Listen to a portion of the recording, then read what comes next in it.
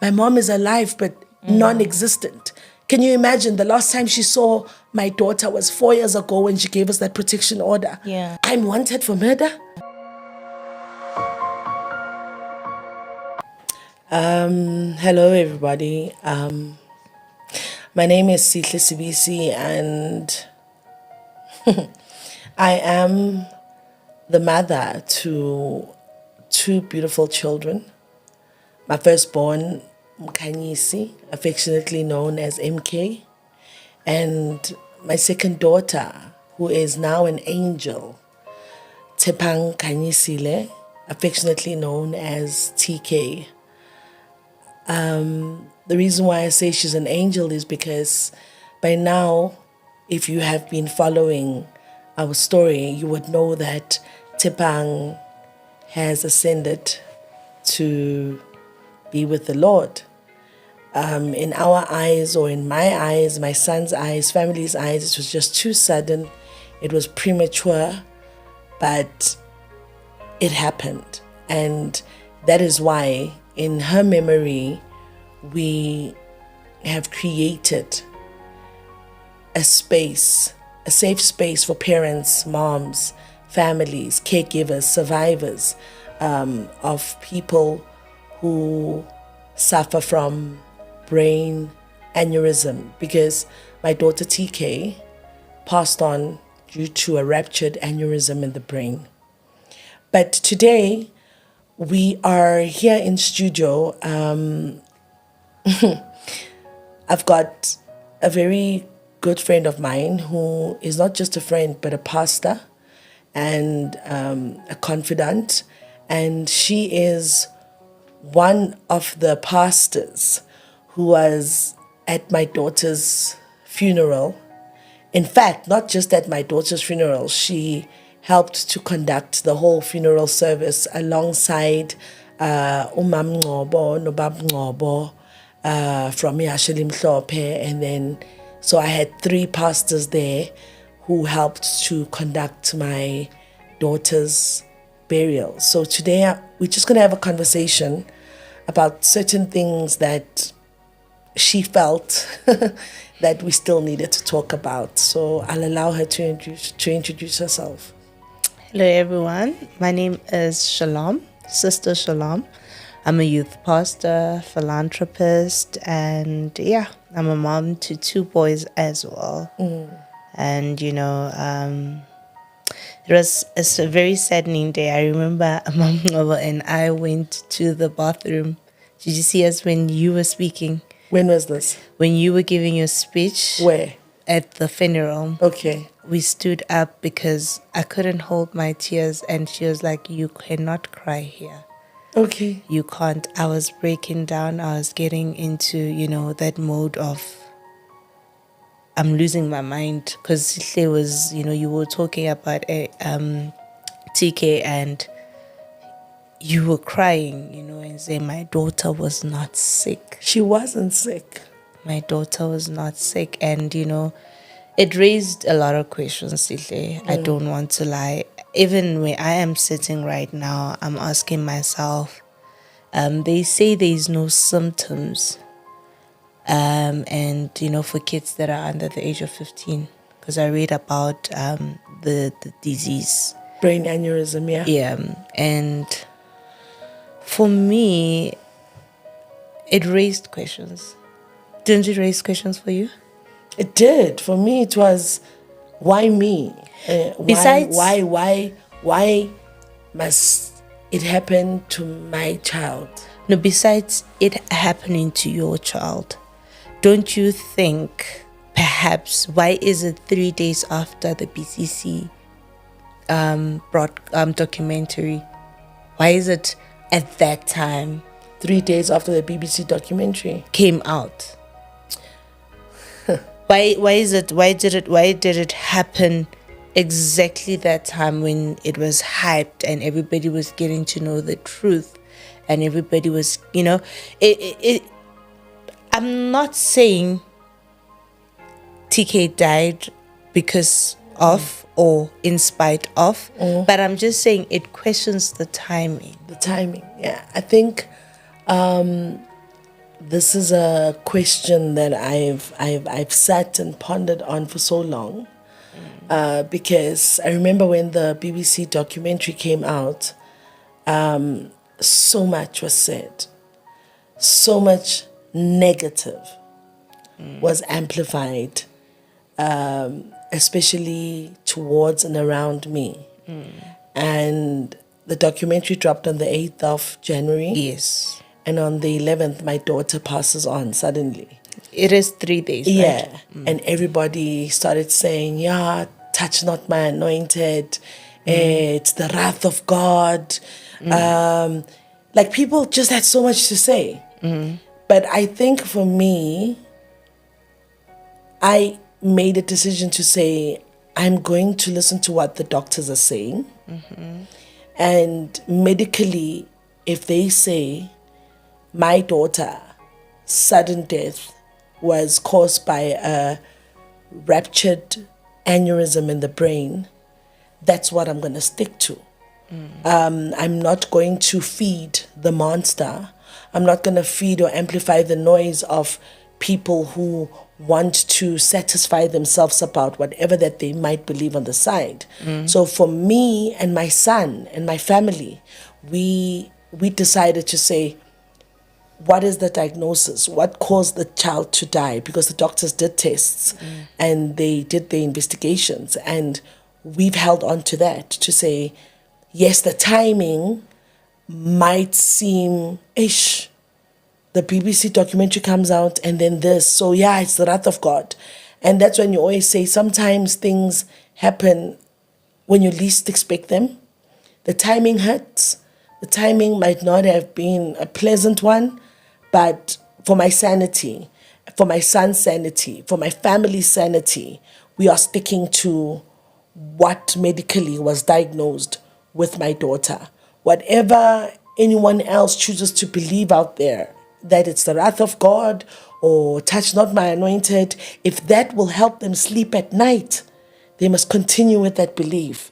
And if that will help put food on their table, they must definitely continue with that belief, because I wouldn't want people to go hungry, because Usitle SBC said, don't stop saying my daughter died because touch not my anointed. Stop saying my daughter died because the wrath of God. So if that will give you peace, help you sleep at night, put food on your table, by all means continue believing that. But as for me, my son and my family, we will stick to the medical reports that were presented to us, the evidence that was presented to us that we have, so that we can embark on this healing journey.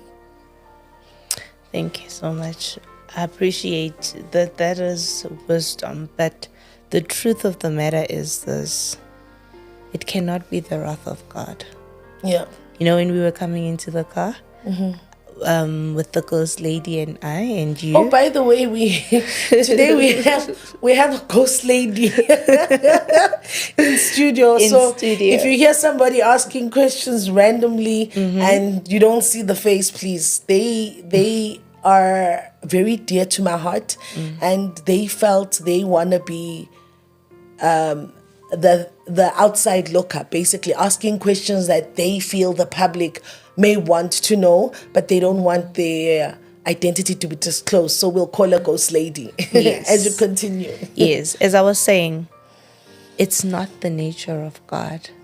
There is no way that a good person, Christ-filled. I'll give you an example. Jesus was passing by through Judea, and the people did not want him to pass through there, because, you know, some people are devilish in any way. And he was with his disciples, and his disciples said, these people, do they know who we are? Should we call down on fire from heaven and let it consume them? Do you understand? And Jesus said, no. Don't you know what manner of people you are of? Do you understand? That to us gives us the nature of God. Whether Sihle is saying the truth or not, the nature of God cannot hurt Sihle.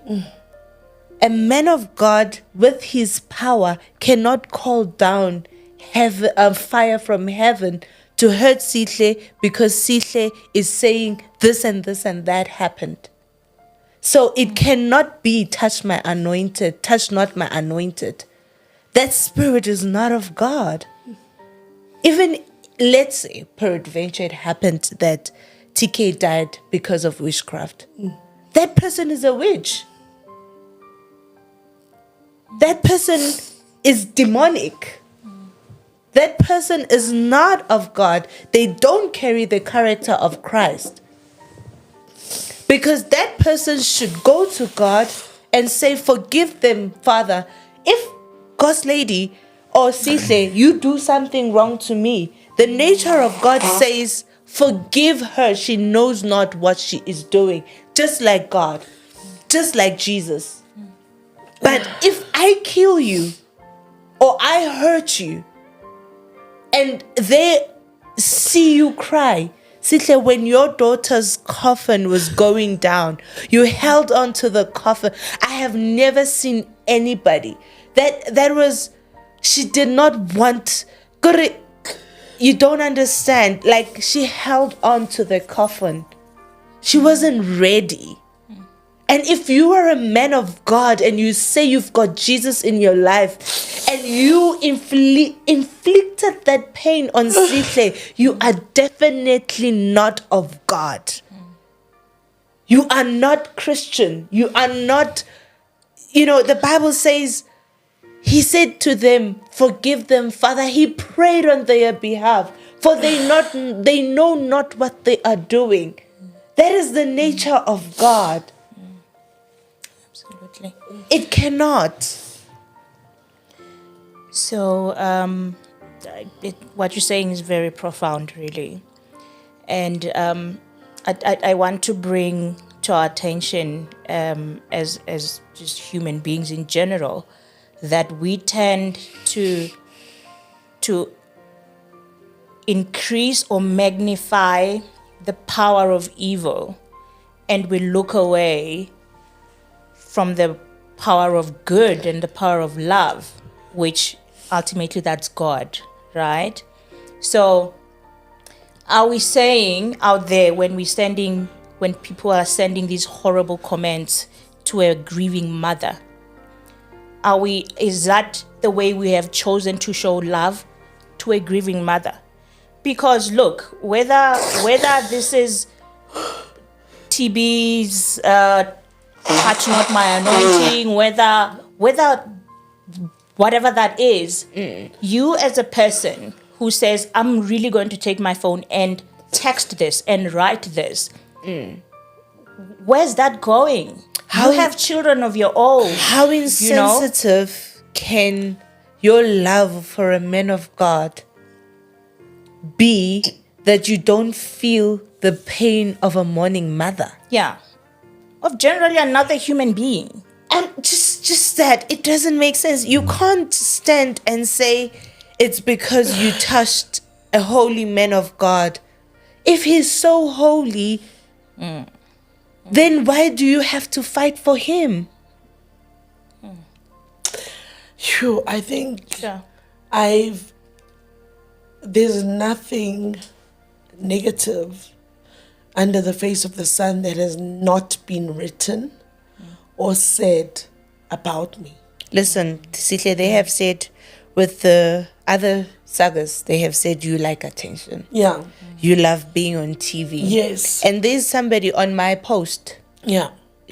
on my post, I removed some comments, but there's a person, I don't know if I've removed, but on my post, when I posted of TK, somebody said, Sihle's desperation has caused her daughter's death.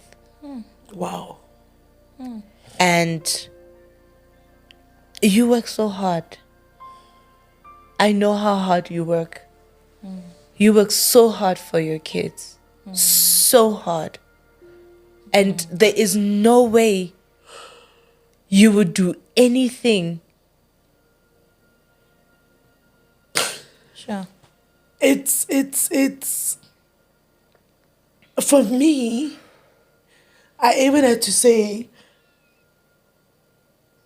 kulungile konke. the pain. There is, as I say again, there is nothing negative under the face of the sun that they have never written or said about me. If I say there's nothing, I mean, you think of the worst that they've never written or said about me. I've never hidden. I always say I own my story. I mean, how many journalists have been phoning me since the death of my daughter, wanting interviews, and I said no. And I've been off social media.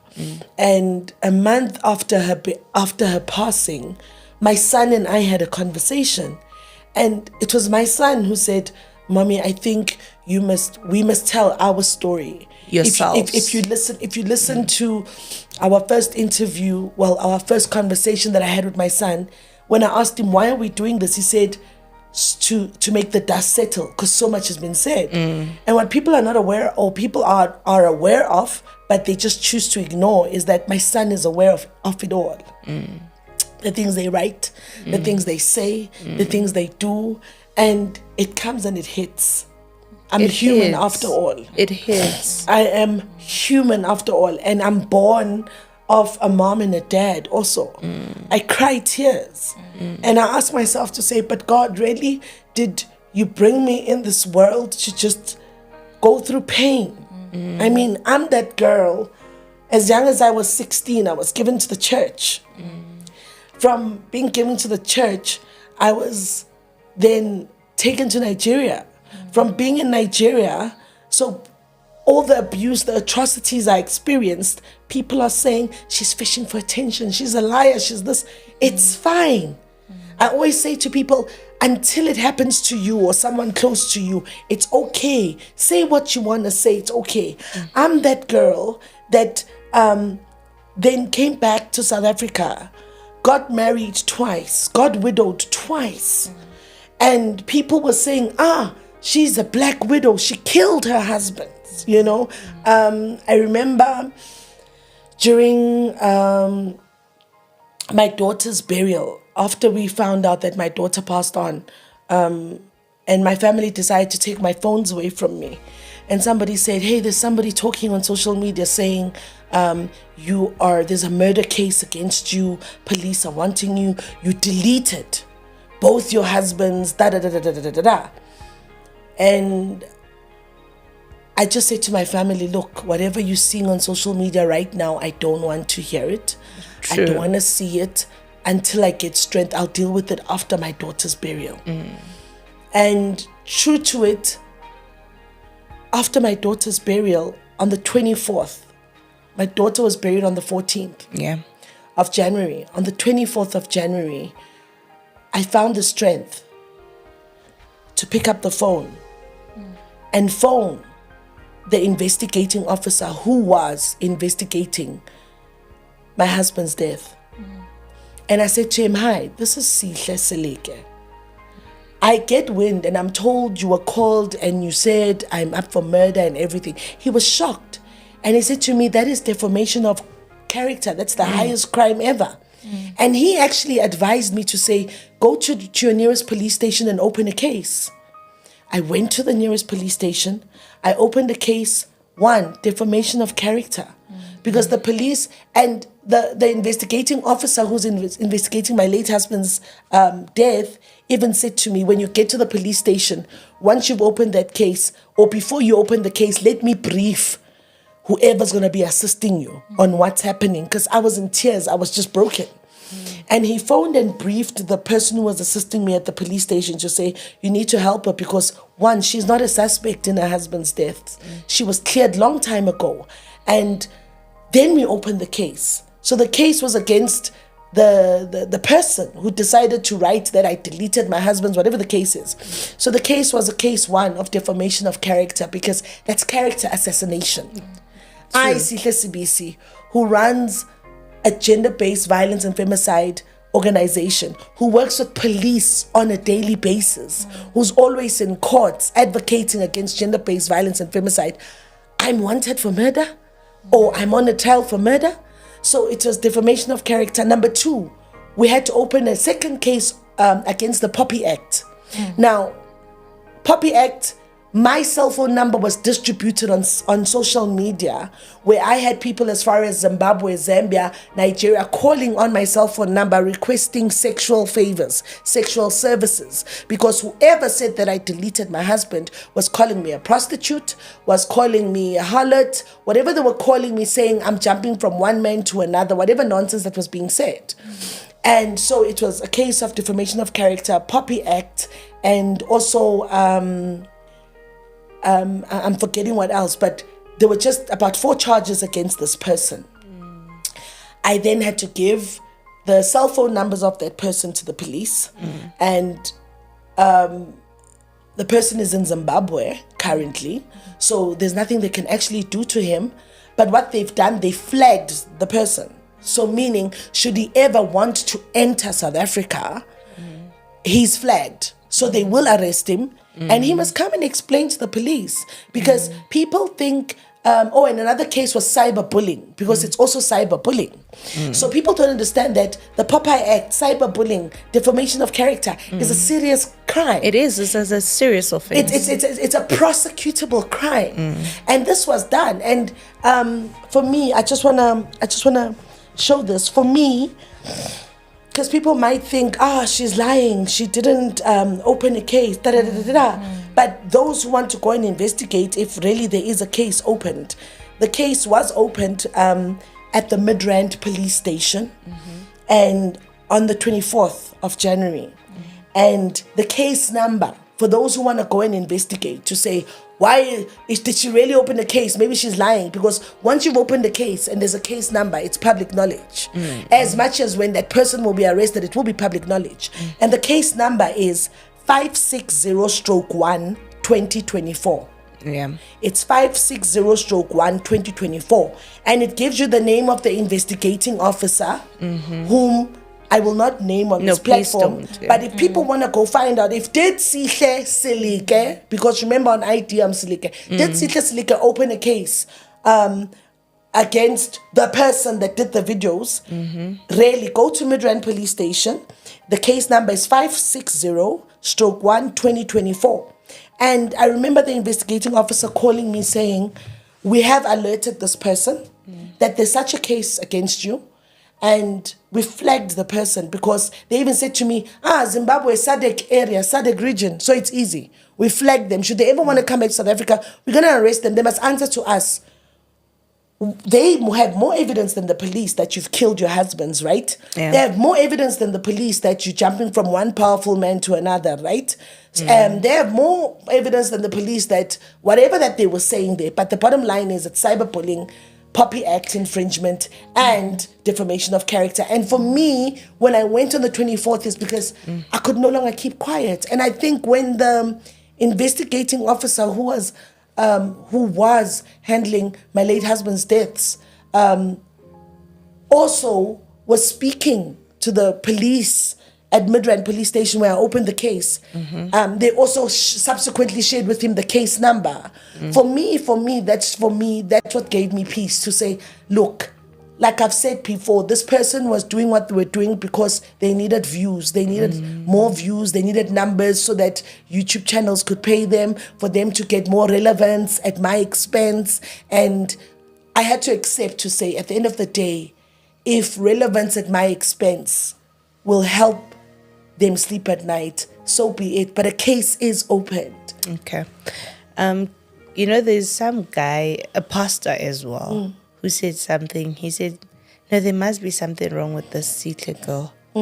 Why is it that all the powerful men of God, this man of God, TB Joshua, this one, have all slept with her, have all violated her? Why is it that? How did you get in contact of these people? I think people's problem is that they don't listen to understand, they listen to respond. Who is all men of God? Who is all? Because it's number not one, all. The first man of God I was taken to when I stayed at a mission house was Philip Banda. Right? Yeah. And I've publicly always said his name from Impact for Christ Ministries. Yeah. I've never had sex with that man, or he's never slept with me.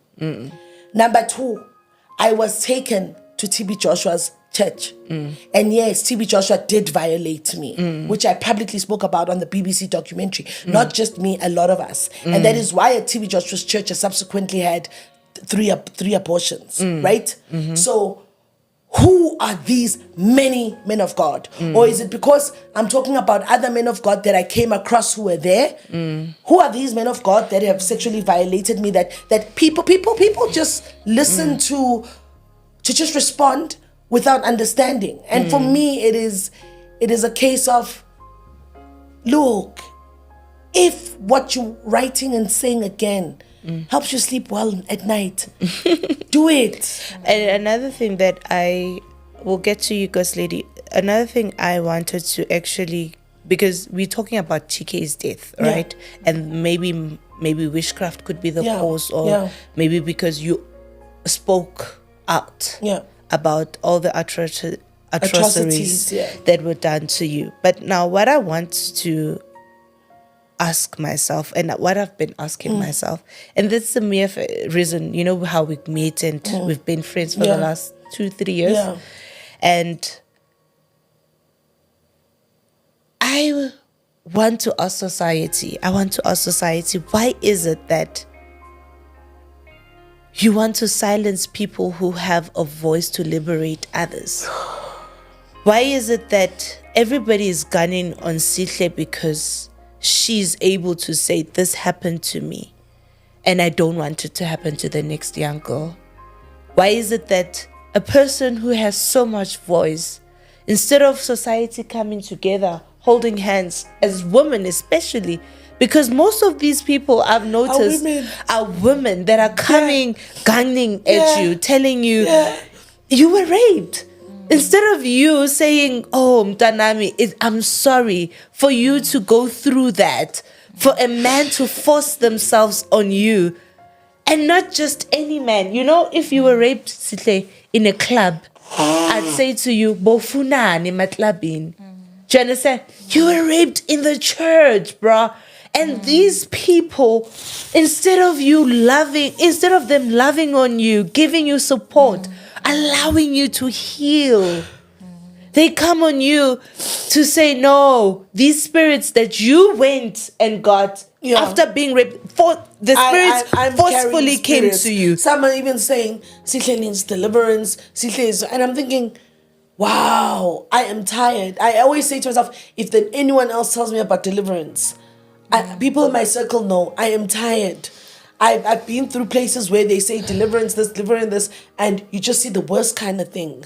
I think Ghost Lady wants to say something. Okay, sure. Whew. Yeah, what a session to do, right? Yeah, it is. So I want us to bring us back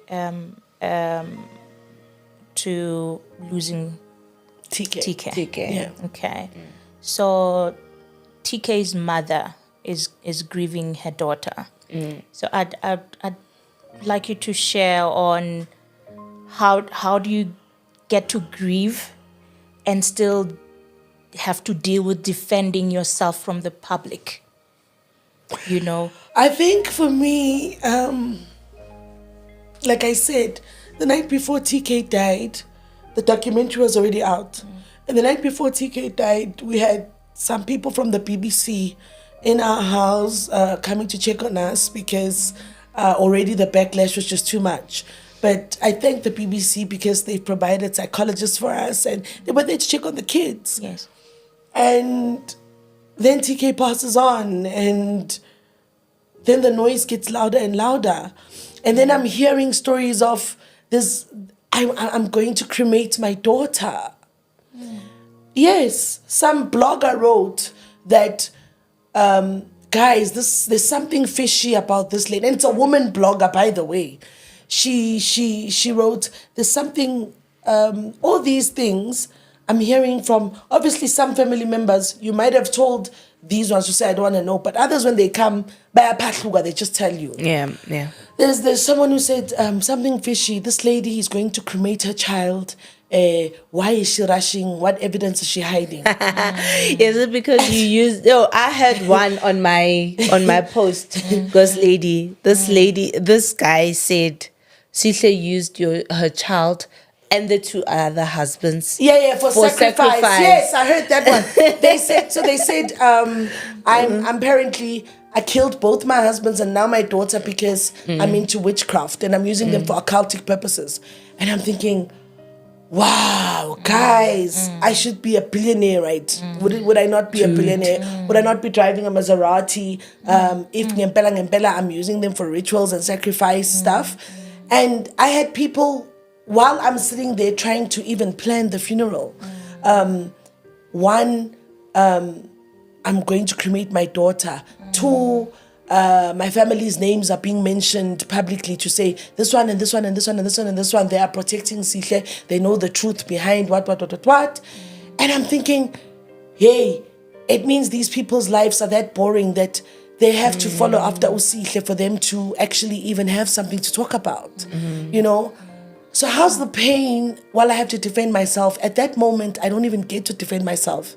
At that moment, it's about, my focus is, I just need to bury my daughter. Yeah. My focus is, one, I need to find out the medical diagnosis of what killed my daughter.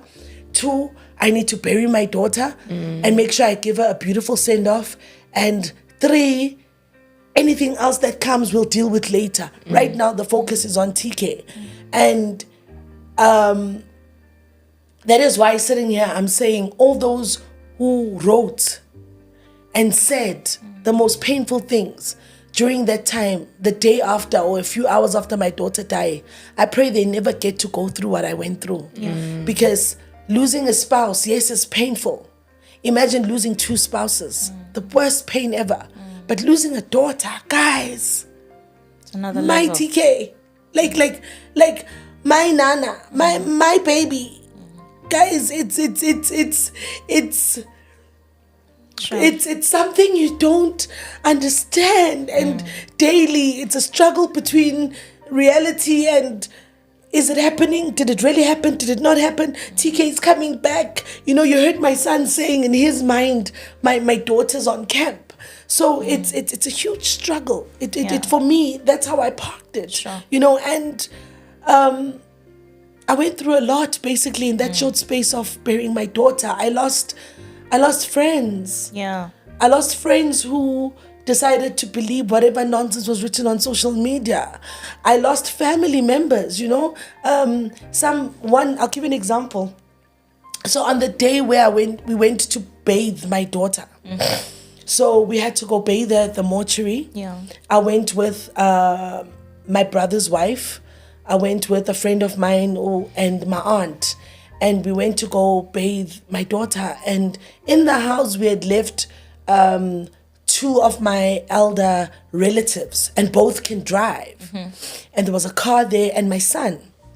And on our way coming back from bathing my daughter, you can imagine the trauma. I mean, we seen TK at the mall. We have to bathe her. We have to clothe her, the trauma. On our way coming back, I don't know what happened in the car, but the message came to us that MK is home alone.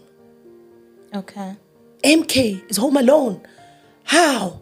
So I think my aunt in the car phones the two elders that were in the house with me to say, how come MK is home alone? Visitors are coming because, you know, as people are coming in, it's a funeral. So every time they buzz on the gate, it rings on my phone. I just press 9 and it opens. So I don't even ask. So MK is left to be speaking to mourners on his own.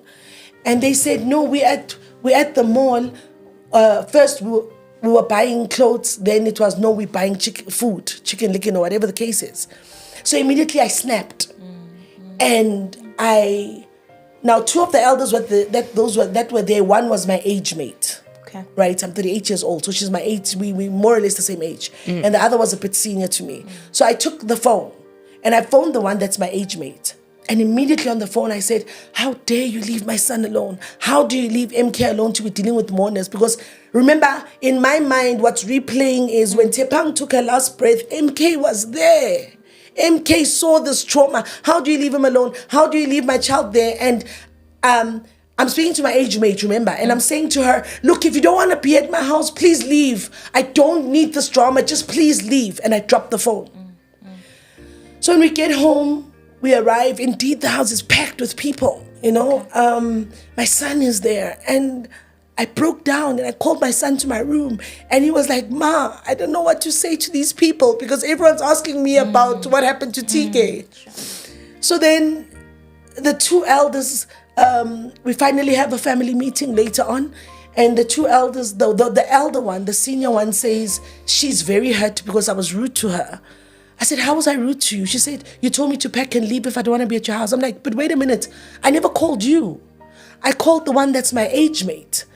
And the one that's my age mate says, when you called, I gave this one the phone. I gave the elder one the phone. So all along, I'm thinking I'm speaking to my age mate, not knowing I'm speaking to this, to the senior one. And I then had to apologize. I then had to say, I'm sorry. Forgive me.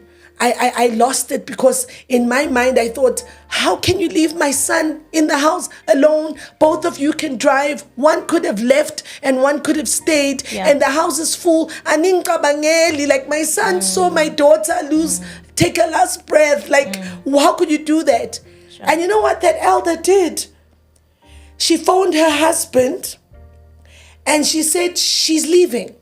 She packed her things, she left, and she never came back. The family tried to beg her to say, but why are you angry? Because Sihle's explaining that she was speaking to the younger one, not you. And Sihle's even apologized. I literally had to apologize in that moment of, I'm sorry, please don't leave. I had to beg family, please don't leave me, please, I'm sorry. I wasn't talking to you, I was talking to my age mate. And she left. She came to the funeral. And after the funeral,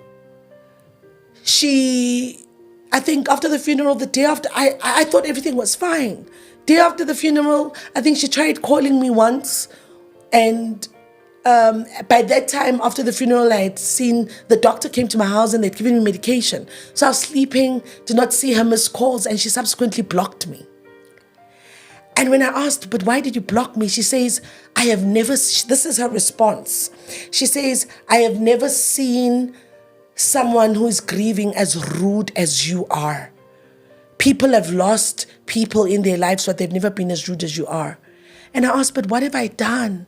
And she says, remember how you told me to pack my bags and leave? I said, but we spoke about this as a family. And I said, I wasn't talking to you. I was talking to my age mate. Okay, I'm sorry. Forgive me then. Forgive me. I am sorry. And then she said to me, oh no. She sends me a voice note saying, no, I'm living a peaceful, happy life with my husband and daughter. We don't need stress. And she blocked me. Ever since then. So for me, the pain was, I don't have a husband. I no longer have a daughter. And she blocked me ever since then. So it's a lot of dynamics that I have to deal with in one. And I even reached out to her husband and I said, please speak to her. I don't know what I've done. I don't know genuinely what I've done. And the husband said to me, you know how she is. When she's angry, she gets angry for long. She will unblock you in due time. Till today, she hasn't unblocked me. But I had to accept to say, Sihle, remember you're on your own. Remember you're an orphan, not by choice. You're an orphan because, yes, your father passed on. You're an orphan because your mom rejected you.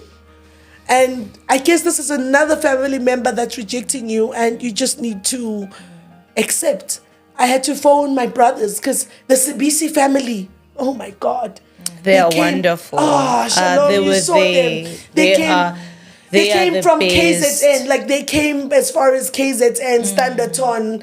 They came from everywhere. They are like, wonderful. My dad's family held me by the hand. They were my strength. My mother's sisters, they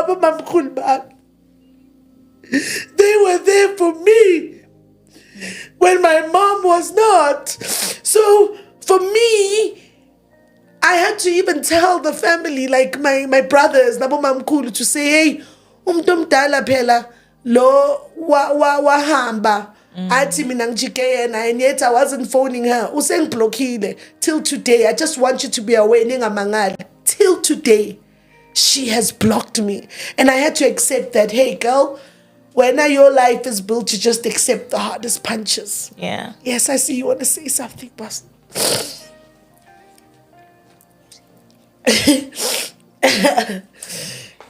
Sure. Can we get some air in this place? So as you speak about this family member and how family and family has treated you, and praise God for the ones who came through for you. Oh, Shalom, yeah. Praise God for that. So somebody did send a question on social media. Yeah. And they shared that I'm not Sihle's greatest fan, but as a mother, I feel your loss, Sisi. Mm-hmm. I'm sorry for your loss, Sisi, and no one deserves that. I'm not crying for just you, but also for your son. But I want to ask if you have considered patching things with your mother and your family at large.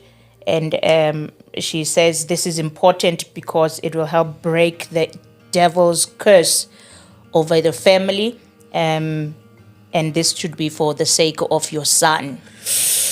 What do you think about this? Sure. Social media, man. I think I can blame and not blame them at the same time, because I've always said I own my story. Yeah. And I tell my story as it is, because I don't want someone to go out there and tell my story and think they know my life better than me. That is why when bloggers speak, I sit back sometimes and I'm shocked and I'm saying, but you don't know half of it. Yeah. And if you heard my son, when I was asking to say to him, every time people write something about your mom, he said him and my daughter would say they don't even know the truth. They don't remember the day we were driving to Didier. They were like, we don't know. That's not true, Mommy. Yeah. Because that time you were with me in the car when I was training, and my kids were like, that is not true, Mommy. That's not true. But coming that to was the TK, actually. It was TK, yeah. Coming to the issue of my mom, guys, I think I once publicly again on Kwanele Foundation, I think was it 3 or 4 years ago, when I received a protection order that stated that I should stay away from my father's house. I must remain 500 meters away from them. Do not call them. Do not contact them. Do not mention their names on social media. So I'm not going to mention their names. Do not anything. This was 3 or 4 years ago, and this was before my sister married my uncle. So I remember going to court, and my elder biological sister was accompanied. She was there with my mom. So that's when it made sense that the protection order is from both of them. It's from my mom and my senior sister. And the protection order was stating that I shouldn't even come to my sister's wedding, because I was still shocked that how can my elder sister be marrying my uncle? I mean, my biological mom, yeah, my mom her surname is Nkosi. And now my sister is Mrs. Nkosi. And then I got this protection order basically banning me and my children to stay away from my dad's house. Okay. And I remember those who've been following me, I always used to say, I speak about these things not because I'm trying to discredit or embarrass anyone, but because maybe there's a Sihle Sibisi out there who doesn't have a voice like me. Maybe there's a Sihle Sibisi who's going through what I'm going through, but they can't talk about it. They're afraid to talk about it. So draw strength and heal from me. So when I got that protection order, I would do live videos every time I'm at the Boyson's court with the protection order and everything. And I remember one day, my son, actually my kids sat me down, because they said to me, Mommy, we need a family meeting. And I sat with them, because I had explained to them that, guys, there's this protection order. You do have a very wonderful relationship with my your kids. children. And I remember my son saying, Mommy, why don't you just give Gogo what she wants? Because every time you come back from court and we come back from school, you cry a lot. So just give her what she wants. Which was? The protection order. I must allow for it to be granted. Okay. So I remember the next time I went to court, before the magistrate could speak, I just put up my hand and I said, Your Honor, whatever they want, please grant it to them. And the magistrate looked at me and she said, Are you sure? She said, but this is your biological father's house. You've got rights. I said, no, it's fine. Grant them what they want. Let them ban me and my children. It's okay. And there was like, it's 2024 now. It was 2021. So it was 4 years ago. So that was when the last time my kids and I actually physically saw or spoke to family, to my biological mom, right, and my biological sisters. And that is when my kids started going for therapy. I remember my daughter was so hurt. We went for therapy, and the therapist said to me, you know what, for you to heal, you need to, because I was so absorbed by this, I needed to tell myself that I'm an orphan, so that I can heal. You know, she's physically alive, but I'm an orphan. But can I again, just the ask, stronghold was she still belongs to the church, and she still believes the doctrine of deliverance ministry, Philip Banda, TB Joshua. They're still under that doctrine. So I'm the one that's speaking out. I'm the rotten one. So when my daughter dies, I was just giving background perspective, but when my daughter dies, when she says, I hope you fix things with your mom, while we were in hospital, one of my cousins, not even my cousin, my aunt who was there, suggested you call your mom. Suggested that I should call my mom. This is before they even, she said, while the child was still on machines in the ICU, they're like, look, we have to call your mom, because whether you like it or not, she's your biological mom. She needs to know, so that if anything happens tomorrow, she mustn't blame us. I was against it. I didn't want it to happen. But then there are elders, they did. They called her, but long story cut short, she only came to my house later during the day when she was finally told that my daughter had passed on. And I remember when they said to me, I was in the room with my son, because me and my son were just having our moment. And one of the elders said, your mom is like 15 minutes away, she's coming. And my son literally had a panic attack. He was scared. And I said to him, why are you scared? He said, Mommy, the police are going to arrest us. I said, MK, why do you say that? He says, because remember Gogo and Auntie, they put that protection order. They said that if we come to them, we'll get arrested. We literally had to give my son sugar water. And one of my brothers had to explain to my son that, look, you are not going to them. She's coming to you. So the police won't arrest us. So my son was calm. And he's like, I'm not going anywhere. I want to be here when Gogo comes. So my mom came, and I said, no, it's fine. Allow her to come to the bedroom. She came to the bedroom. And when we're sitting in the bedroom, she literally asked everyone who was in the room to leave. She said, everyone must leave. But one of my sister's husbands stayed in the room, and my aunt stayed in the room. And I think a foolish part of me was yearning for a hug, an embrace. That was not foolish. I was yearning for my mom to say, I'm sorry, my child. Or I was yearning for my mom to embrace me and say, let's fix things. Instead, she was so cold. She asked the elder in the room, please explain what happened to my granddaughter. So when they took her through the process of what happened, how Tepang died, like my son explained, while they're explaining, she kept on saying, glory to God. Jesus, Lord, you have done it. Oh, hallelujah, Jesus. Oh, go see, you have done it for us. Thank you, Jesus. And her hands were folded.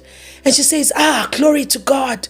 Oh, Jesus. Oh, Father God. So for me, immediately I became cold.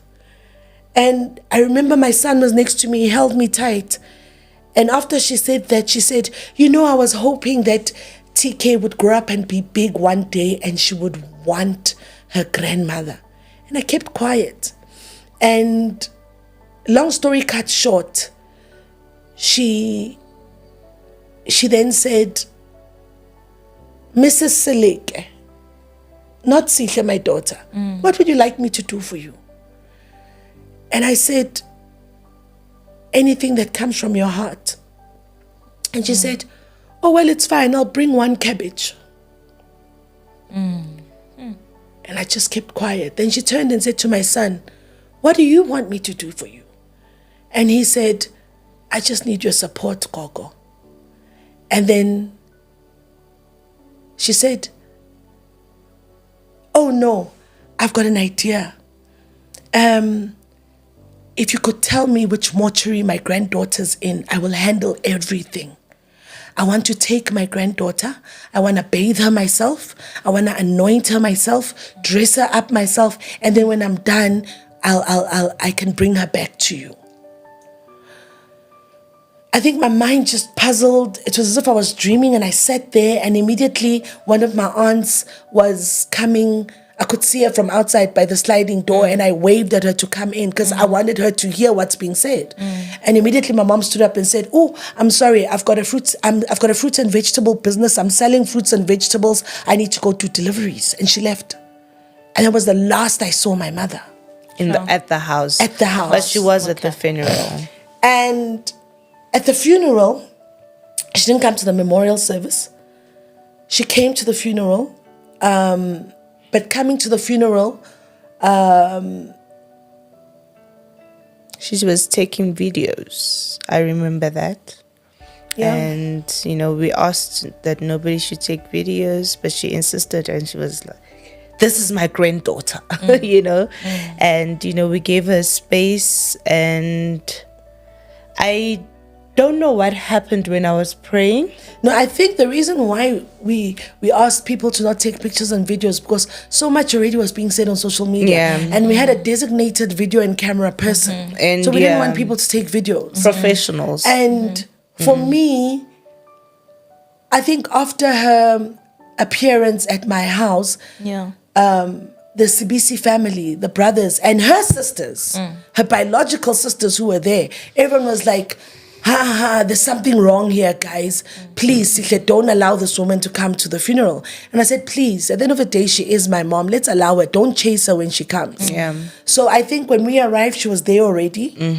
But the funeral was beautiful. Funeral went on. All I remember is during the funeral, at every given moment, she kept on shouting, glory, hallelujah. And I just thought, God, just give me the strength to focus on my daughter's burial. Yeah. And for me, because so much was said at social media, remember they said I was going to cremate my daughter and all these things. We then allowed people to view TK. Yeah. Because some people were saying, my daughter, apparently I strangled her, or she turned into a snake. So many things were being said. And when you viewed TK, what did you see? Maybe because you viewed her, people viewed TK at the funeral. Oh, TK was she looked so beautiful. was a TK was a sleeping child. beauty. Yeah. She was so beautiful. That's when I got the breakdown and I couldn't finish it off. But the Did you see any bruises on her? No. Because she was wearing an open dress. Did you see any bruises? There's no need for me to justify anything, Sihle. But Sihle, TK was well. And everybody knows, like you have said, she was not Never sick. sick. But if doctors say that sickness, I can't even pronounce it. A brain aneurysm. It happens with no symptoms. Yeah. And you know what? We will accept it. Yeah. It's the best thing that we can do. There was something that almost happened to the graveyard. Do you want to talk about that? No, you talk about the graveyard. So I'm not aware of what I think entirely happened, but I was praying, Boss Lady. I was praying. And I was caught up. I don't want to lie. I was all the caught pastors up. were dressed in white. You guys told each other you're going to dress in white. Not really. The funeral color was pink and white. It was pink and white, but everybody was white. Or black with pink. Yeah. And then I was caught up, and I literally did not. I heard people talk behind me. There was a commotion. There was a commotion, but I knew that there's a spirit that needs to be rebuked. Sure. Do you understand? Sure. And one thing I know is that Sihle will not die. Not now, not ever. Yeah. Because if God would allow a judge like Deborah to live, God will allow Sihle to live. Sure. Because we need, in this generation, via the law, we need women who who will stand and say enough is enough. Men are advocated for, but who is advocating for the woman? Like we were saying while we were coming, ironically, we were talking about how the law of Moses, with the woman who was caught in the midst of adultery. Why does the law zero in so much on the woman? And for me, And nobody speaks for women. I think coming just to answer finally that woman was asking me about my mom. I remember at the cemetery because the instruction was only the pastors that were appointed to bury my daughter must proceed. And I remember sitting at the cemetery, and the next thing I saw my mom next to umgodi, next to the graveside. And she's not an she wasn't an appointed pastor to handle the funeral. Yeah. And when she was next to umgodi like that, I think the MC of the funeral was standing there, and already he could see that something is about to happen here. Yeah. And he quickly went and he asked her nicely. No, before he went, I think one of my friends, Upalisa, went to her and said, can you please give the pastors space? This is the space for the pastors to finish their work. And I don't know what happened, but there was a bit of commotion there. And the commotion, because I think she was insisting on, I'm told she had a bottle of something in her hand that she wanted to throw into the on top of the coffin, into the grave. If some were saying it looked like it was anointing oil or something, I don't know. But then the MC who was standing there, then the guys from the funeral parlor came and saw there was a commotion, and they asked her nicely to say, one, we're not going to allow you to throw anything into this grave. Two, can you please go sit down? And then apparently they ushered her back to the seats. She sat down. But while the funeral was going on, those who watched her, apparently she got into a car and she started hooting. Like sirens, like it's a wedding. Like celebration. Yeah. Sure.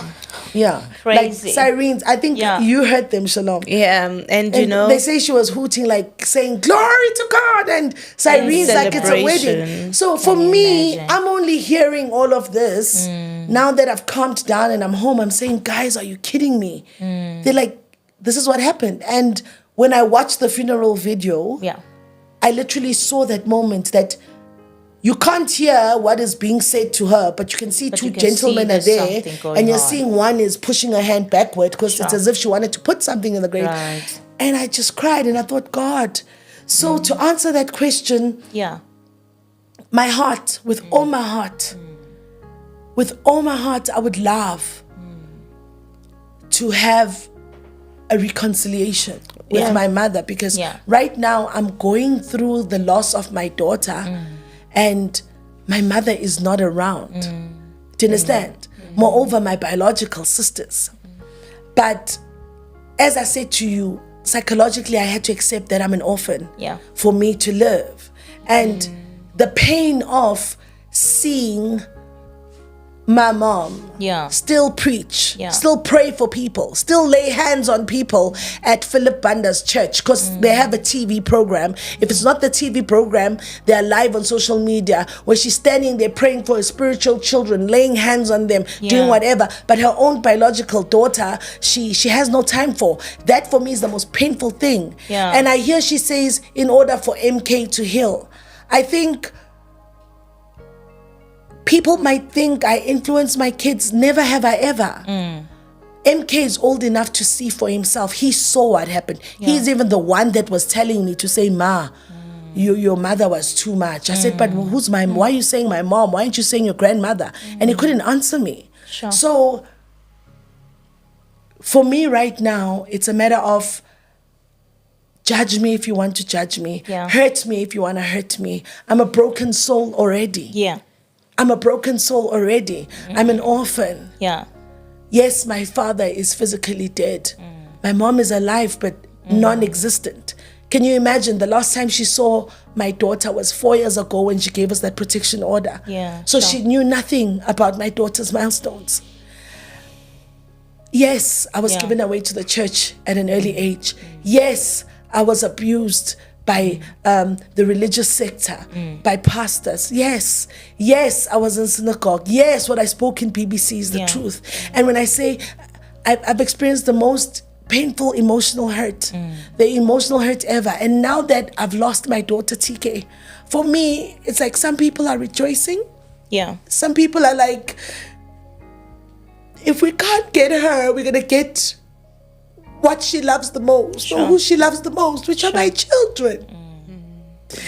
And that hurts. Absolutely. That for me hurts the most. So for me not to go crazy, I've needed to accept an apology that I may never receive from my biological mother and my biological sisters, accepting an apology that I may never receive, because if I'm still going to wait and say one day they'll come around, they will apologize, because people have been trying, even her own biological sisters have been saying, let's fix this. I said to people, leave it. I've tried it all. The protection order was the last nail in the coffin. So there's nothing else for me to. Yeah. You know, I love that you're a believer and I'm going to say in your own way, because we need not impose our beliefs. You know, ultimately God is our personal God, and the journeys that he has set for us are for him to know, and I believe for him to control. I believe he writes our story. And we were talking about how God writes our story last week with Usihle. And I said to Usihle, the story that God is writing about you and of you, only he understands, you know. So I think it's, because I know Sihle personally and for the longest time, I know these stories are true. I know that the Nigeria story is true, because when she came back, I was one of the people that she spoke about too, you know, and this is many years ago. She was way young, you know, and I cannot stop and think now with so many people who are writing all these things on social media are people who have no idea who this woman is. They have no idea so much that they don't even care about her losses. You know, they're so insensitive. I mean, absolutely. You know how my relationship with my mom has been for years. From home, I know our conversations you would have at your house during tea. I know conversations you would have with your father. So I know so much of it, you know, and it saddens me to can even hear your kids say, "Mommy, don't worry about it. It's not true. Mommy, don't worry about it. Those things are not true, or they don't know. Those people don't know." And I wonder, as a mother myself to another mother, that you're having to protect your children from seeing physically what family is doing to you, the family that they have to grow up into and say, no, these are my cousins, these are my aunties, these people are doing so much damage right now. Can you imagine what the future looks like for these kids if this story doesn't change? You know, if family doesn't reach out sincerely, if there's no restoration that happens, I can only wonder what's going to happen in future, you know, and I can only wonder and worry about the thick skin that your son has to grow. Thicker than an elephant's skin. Because this is real life to him. For people who text, they just text and put their phone down. Yeah. They just watch YouTube and put their screens away. These are real lives. These are people who must read and go and eat their dinner together and be sober in these moments. Can we exercise a little bit more patience and love? My son said to me yesterday, "Mommy, do you realize that we just left the two of us in the house?" I said, "Yes." He said, "Mommy, that's how it's going to be for the rest of our lives." Sure. And I said, MK. And he said, "Mommy, I promise to protect you all my life." I said, "No, you are a young boy. You are my child. I need to protect you." And he said, "Mommy, but they are so cruel to you." I said, "Let me take the bullets, baby. I think I don't know, maybe I was born to be the sacrificial lamb for the world. Maybe one day people will say, I don't know, maybe my story is helping someone out there to say, I'm drawing strength. I was once like her, but I'm too afraid to speak. That's why we're inundated with emails as Kwanele Foundation. Maybe mothers out there will learn what not to do. To their biological children. And I said to my son, never, no ways, you are not protecting me. I'm your mom, I'm protecting you. I will take the bullets for you. So when people write and when people speak, they don't think. That's true. But Sihle, I want you to know something, and I always tell you this. You know how I text you and I tell you, you are the voice to the voiceless. And listen, you cannot die. And TK's death was not in vain. It will germinate. Yeah. You know, when a seed germinates. Yeah. So whenever they wanted to kill you, maybe to shut you up because you talk too much, they didn't do that.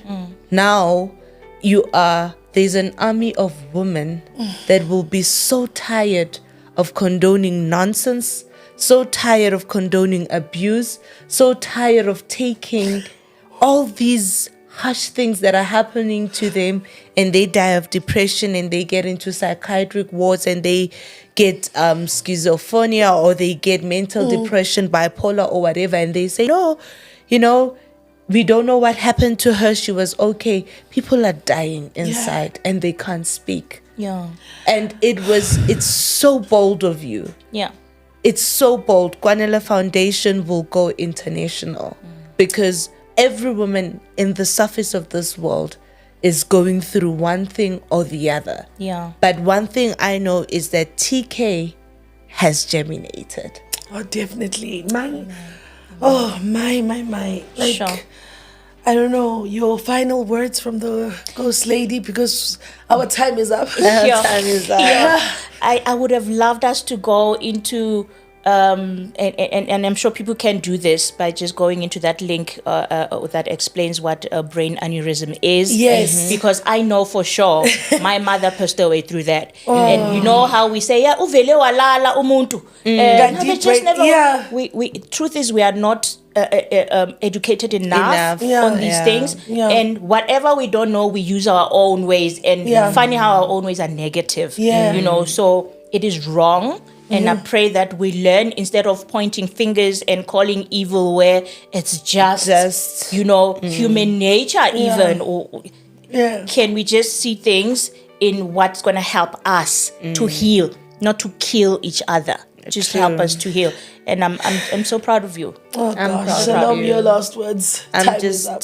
I said my last words when I said TK has germinated. Sure. And we're going to raise an awareness. Yeah. Let women and children and everybody know about, these diseases that they are there. And we know that God had protected TK. I mean, remember how Mom Lillian said that she dreamt of TK and TK was laughing and smiling, that TK was not killed and she's fine. So it was a confirmation. Yeah. I think for me, finally, like in closing, I think we need a part 2 of this because wow. Absolutely. There's a lot, and that is why for me I chose to say, someone said on social media, it's too soon to talk about it, you take time to heal. And I laughed and I said, hey, wesifundiswa, meaning you who's more educated than me. If you could give me a manual on how to grieve a death of a child, a sudden death, I'll appreciate it. But in closing, indeed, TK's voice has germinated and it will be amplified through the Kanyisile Pediatric Foundation, which creates awareness for brain aneurysm awareness. Yes, it creates awareness for brain aneurysm. And do follow her page, her pages. She is on YouTube, Kanyisile Pediatric Foundation. The information of where she is on the screen below as you're looking. And send an email if you have questions that when we do our part 2, we might read and respond to. Yeah. But more than anything, I've always said my pain has become the gain of many, and the ridicule, the insults, the cyberbullying, I take them with a pinch of salt. But now knowing that the law stands for me. So if you find yourself being cyberbullied, defamation of character, people doing things against your will, run to the nearest police station. It is now a criminal offense for one to be cyberbullied.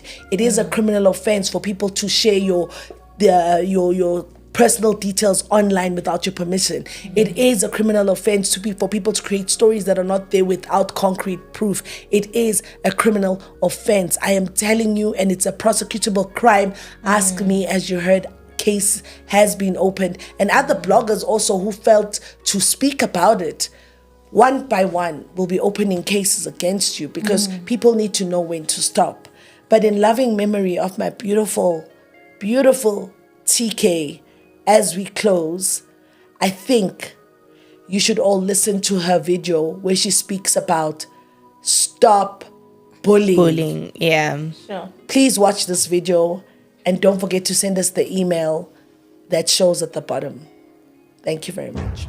Hello friends, my name is TK, and today is the 18th of July, which means it's Nelson Mandela Day. Who is Nelson Mandela? Nelson Mandela is one of our greatest ancestors who fought for our freedom and equality. What's an ancestor? An ancestor is someone who has passed on, such as someone who has died. What we're basically trying to tell you is that today you must stop bullying, stop teasing, stop body shaming, because I'm sure Nelson Mandela right now, when he's looking at us, can see how rude and horrible and disgusting we are to each other.